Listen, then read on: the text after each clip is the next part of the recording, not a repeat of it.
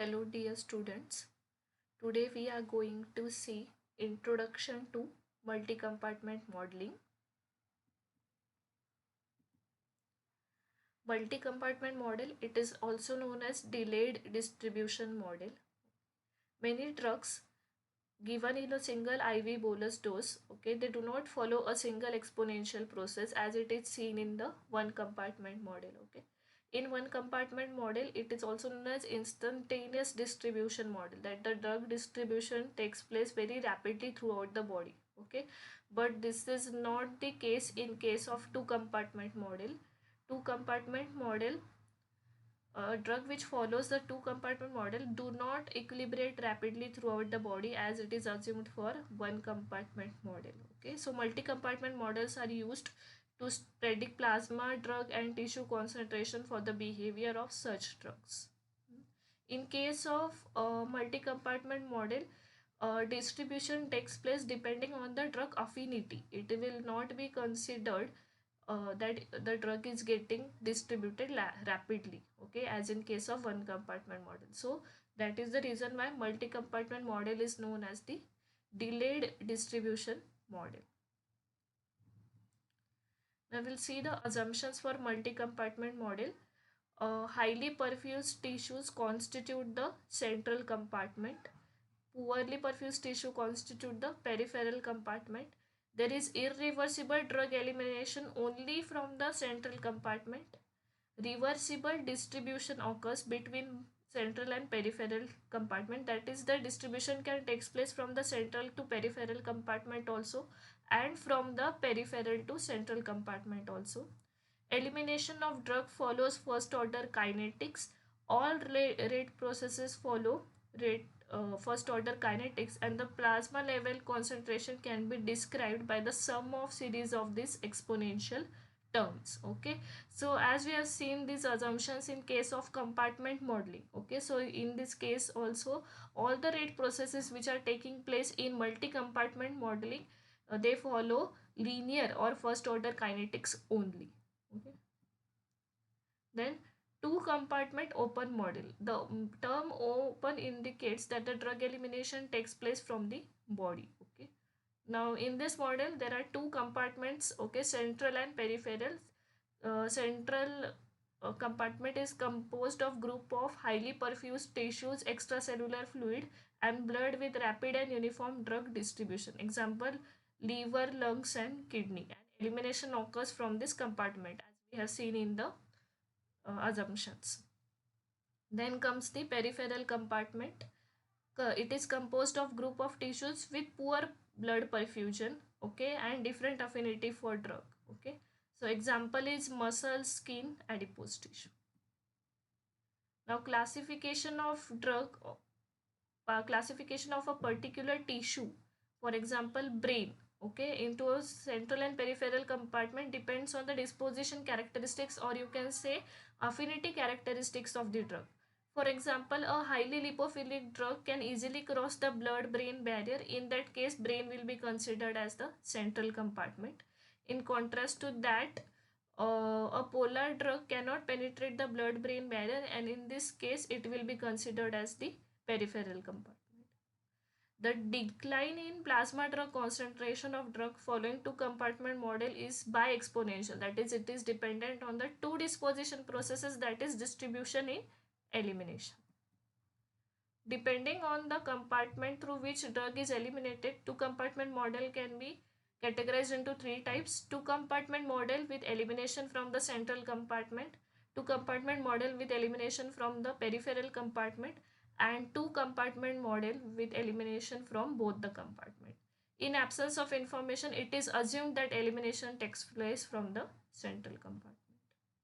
So we'll see two compartment open model IV bolus. It can be depicted in the figure given here. Now after IV bolus, the decline in plasma concentration as discussed earlier is due to distribution and elimination. Okay. K12 is the rate constant for distribution of drug from the central to peripheral compartment, and K21 is the first order rate constant for the distribution of drug from the peripheral to central compartment. K is the elimination rate constant from the central compartment, okay. when these two processes are only evident when a semi-log plot of C versus time is met. So we will plot a graph. When a graph is plotted between time and log drug concentration, you get this curve. Okay, so you can see this is the curve for the central compartment and this is the curve for the peripheral compartment. Initially, after IV bolus, the drug concentration at time is equal to 0 is very high. Okay, so initially the concentration of drug declines rapidly. Okay, because of which? Because of the distribution. Okay, so there is rapid decline due to the distribution. So this is known as the distributive phase. Okay, then drug concentration decreases slowly. Okay, in case of central compartment. Okay, which is known as post distributive phase or elimination phase. Okay, in contrast to central compartment, first the concentration of drug in the peripheral compartment is very less, then it increases due to the distribution phase. Okay, the drug is coming from the central compartment to peripheral compartment. Okay, so initially there will be increase in drug concentration in the peripheral compartment, reaches maximum, and then it comes down, which is known as the post distributive phase. Okay, do not write your elimination phase because elimination takes place from the central compartment and not from the peripheral. Rate of change in drug concentration in central compartment can be given as dCc by dt is equal to K21Cp minus K12Cc is equal to KeCc. Okay, so what is this? The drug concentration in the central compartment, K21Cp. Now in this diagram you can see the drug is coming from the peripheral to central compartment. So that term is having positive sign. Okay. Then K12Cc. In this case, what is happening? The drug is moving from one compartment to another compartment. So the concentration of the drug in the central compartment is decreasing. So that is why that term has minus sign. Similarly, elimination is taking place, that is the concentration of the drug in the central compartment is decreasing. Okay, so this term is also having the minus sign. So rate of change in drug concentration in the central compartment can be given as K21Cp minus K12Cc minus KeCc. Now extending the relationship, okay, X is equal to Vd into C. Okay, here the term C is there. Okay, so C will be equal to what? X upon Vd. So dCc by dt, substituting that value here in case of C, xp upon vp minus k12 xc divided by vc minus ke xc divided by vc. Okay, now what is this xc and xp? Amount of drug in the central and peripheral compartment respectively, and vc and vp are the apparent volume of distribution in the central and peripheral compartment. Okay, similarly rate of change in drug in peripheral compartment can be given as dCp by dt is equal to K12Cc minus K21Cp. Here elimination term will not be there because elimination do not take place from the peripheral compartment. So dCp by dt is equal to K. Again you have to substitute this equation. You will get this equation. Now integrating the equation, when you will integrate these two equation, what you will get? You will get this two equations. Now here two terms are introduced, alpha and beta and x0. x0 is IV below dose. What is alpha and beta? Hybrid first order rate constant for distribution and elimination phase respectively. This is for the hybrid first order rate constant for distribution, and beta is hybrid first order rate constant for elimination. Okay, K12, K12, K21 and Ke. Okay, what are they? Sorry, they depict the reversible transfer of drug between the compartments and known as micro constant or transfer constant. Okay, relationship between hybrid and micro constant can be given as alpha plus beta is equal to K12 K21 plus Ke, or alpha beta is equal to K21 into Ke. Okay, now the difference between beta and Ke is what? Beta, it is showing first order rate constant for elimination of drug throughout the body, and Ke shows first order elimination rate constant from the only central compartment. That is the reason why alpha and beta, they are confined to body, and these are confined to particular compartment. Okay, entire body, it is what, it is the addition of compartments plus the elimination process. So this is the relationship given. In simplified form, equation 1 can be written as Cc is equal to distribution exponent plus elimination exponent. So here they have uh, put this whole term under, they have defined it as A, and this term into, again this term they have defined it as B. So this is A and this into this is B. So A e raised to minus alpha at and B e raised to minus alpha bt. Okay, so where A is equal to, as I have told you this, so x0 upon Vc is what? C0. What is C0? Plasma drug concentration immediately after IV injection, or you can say at T is equal to 0. Now we'll see assessment of two compartment model. Assessment of two compartment model can be done with the help of method of residuals. Now what is this method of residual? It is a useful procedure for fitting the curve of experimental data into the straight line. We extrapolate the straight line on graph instead of making a curve and join it to y-axis, we get the residual data. Okay, so what is this? Now you have seen the curve of you have seen the graph of two compartment model. Okay, it is showing a curve. Okay, but we require the uh, linear data. Okay, because we are saying that the model follow first order kinetics, and for first order kinetics we require the linear graph. Okay, so method of residual, what it does, it converts that curve into a straight line by extrapolation.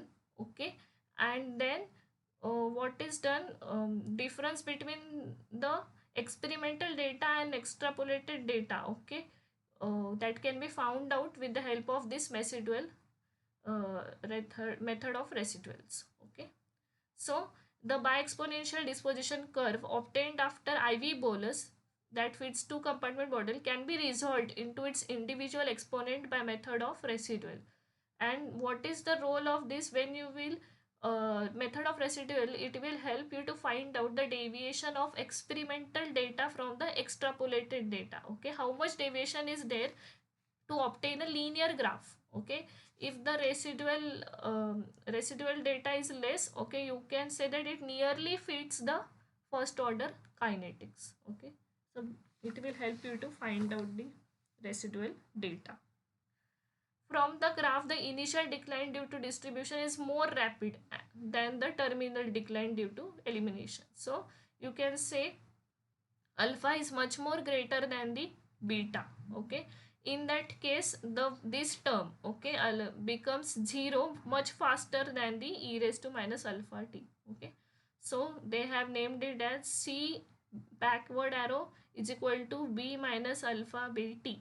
Okay, now what is this? It is back extrapolated plasma concentration. Now you will, when you will take the log of this, okay, you get log C is equal to log B minus beta T divided by 2.303. Okay, so based on that, what you can say, well, this equation is in the form of y is equal to mx plus c. Okay, so when you will plot a graph of this versus t, okay, you will get this m minus beta divided by 2.303, and log b will be the y-intercept. So we'll see in the next slide. So a semi-log plot of C versus T yields a terminal linear phase of the curve having slope minus beta is equal to minus beta divided by 2.303, and when back extrapolated to time 0, the y-intercept will be log b. So you can see here, this is the elimination curve. Okay, when it is back extrapolated, it is giving the y-intercept log b, and the slope will be minus beta divided by 2.303.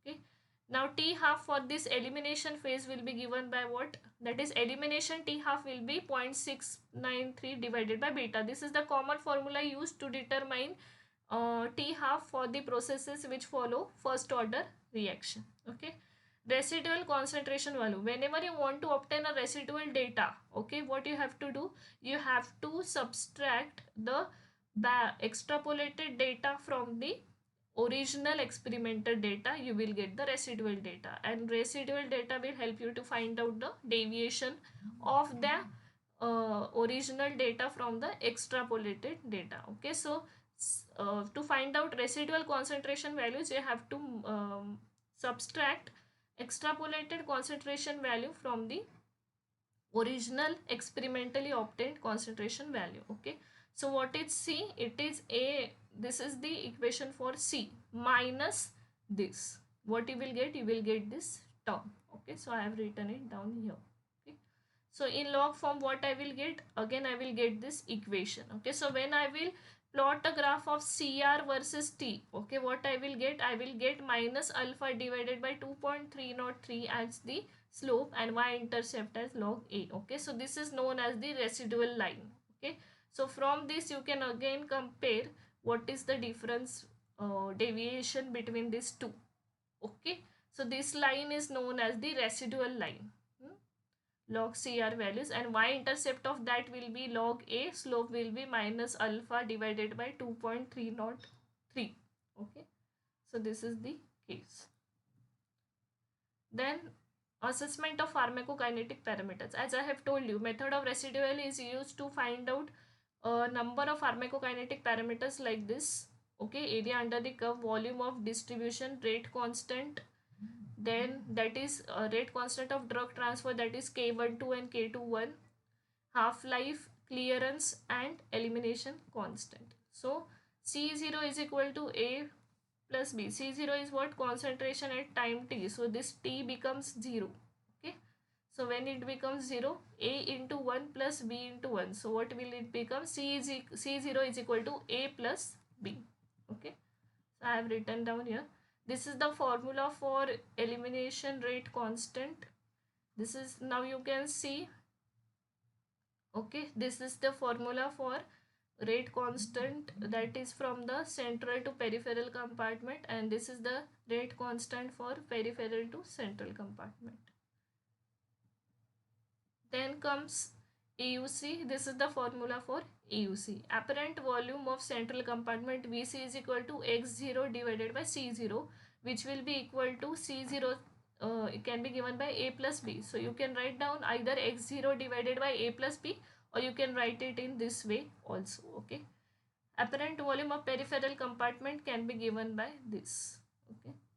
Apparent volume of distribution at equilibrium, it is the addition of apparent volume of central compartment plus apparent volume of peripheral compartment.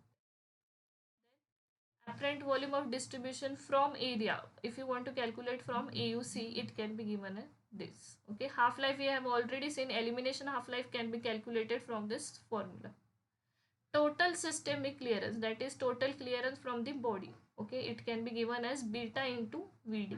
Okay, so when you are confined to a entire body, you have to use this beta, that is elimination rate constant for elimination of drug from entire body. Okay, and when you are confined to a particular central compartment like kidney, okay, it can be given by the Ke, that is elimination rate constant for that particular central compartment only, that is Ke into Vc. Okay, so renal clearance can be given by this formula. Okay, so thank you for listening. I just hope you have understood. All the best for your exam.